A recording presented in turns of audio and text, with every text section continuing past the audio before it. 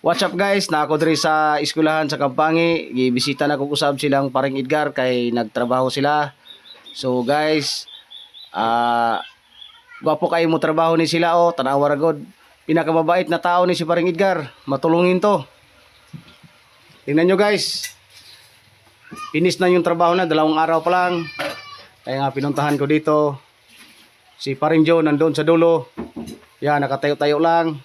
Kasi tumulong din yan, nagbungkal ng lupa. So guys, yung isa, yung nakapula, ayan. Yan ang foreman. Ang foreman tutulong din. Ayan si paring Edgar, pakaway-kaway na si paring Edgar. Oh. Yan, pakaway-kaway.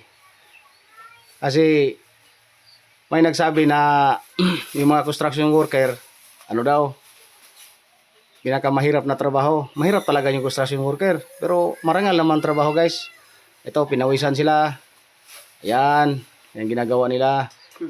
Pinapinis nila para bukas siguro, ano na yan, buhusan na yan. Para ma-play na talaga. Kaya malapit na yung graduation sa Kampangi. Nagtatapos na yung mag-graduate ng grade 6. Ayan, si paring Joe, nakatayo. Naghihintay.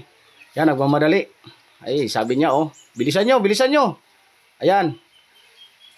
Ito talaga si paring Joe, nagmamadali. Oh, yan naman, oh. Yan, binuhusan na ng mga lupa. Yan. Ay, makikita nyo guys. Ay, ito. Ako guys, nagkakamera lang ako dito. Kasi wala yung cameraman namin.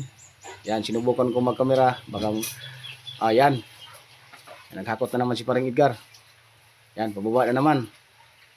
Yan, dahil si paring Joe, naghihintay doon sa baba. Kaway ng kaway. Bilisan nyo, sabi nga, bilisan nyo. Ayan. So guys, yan, bumaba naman yung si, foreman. Ayun, naghakot sila ng lupa. Oh, ano bang nangyari kay paring Joe? Hindi naman pala yung hinawakan. Ito talaga si paring Joe. Yan, panoorin nyo lang guys. Anong ginagawa ni paring Joe. Yan. Matagal na puno yan. Yan, nakatingin lang si paring Edgar. Oh. Anong reaction ka ni paring Edgar dyan? Ay, itong foreman, oh, nakatayo. Oh. Yung pala. Ayan, hinawakan. Ayun. Ito talaga si paring Joe. Matindi to eh. Ginagawa niyang kill the time.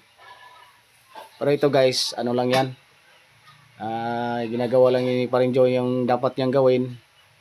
Para matatawa yung mga tao na panood. Ayun. Yan siguro guys. Yan.